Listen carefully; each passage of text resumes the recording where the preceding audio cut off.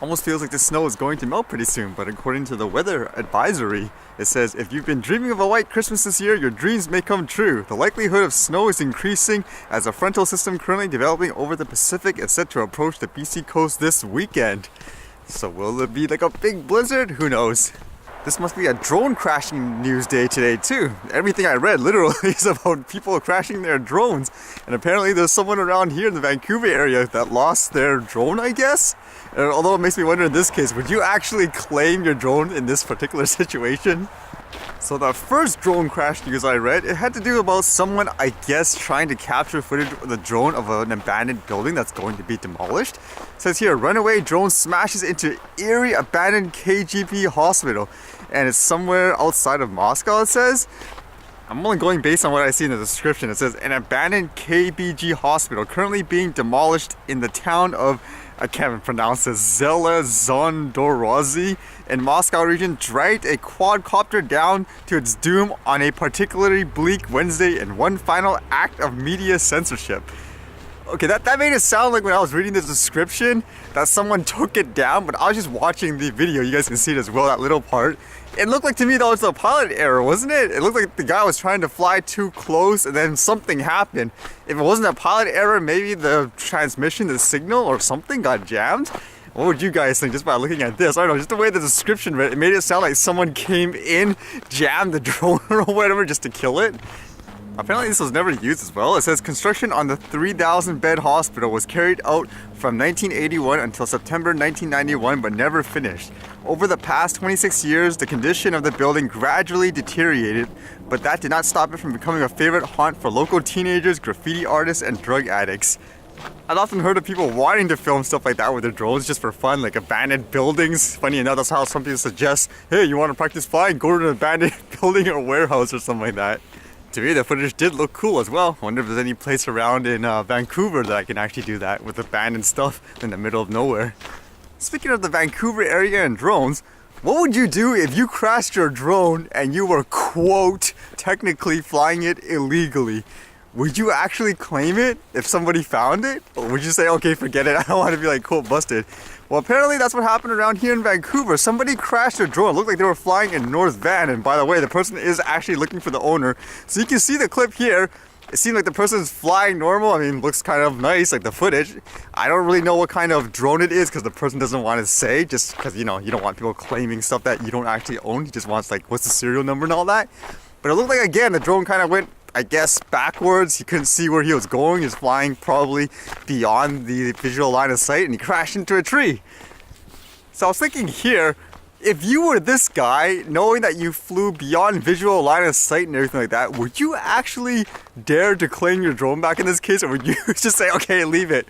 At the same time, with some of the ridiculous regulations, things like putting your full address publicly or whatever in that drone and everything like that, the fact that it's not there for the person to, I guess, get it back, again, would show, hey, you're violating the interim orders. Would you actually just leave it there, or would you actually just claim it and say, who cares? You'd rather get his, whatever it is, $1,000 drone back and pay whatever the fine may be.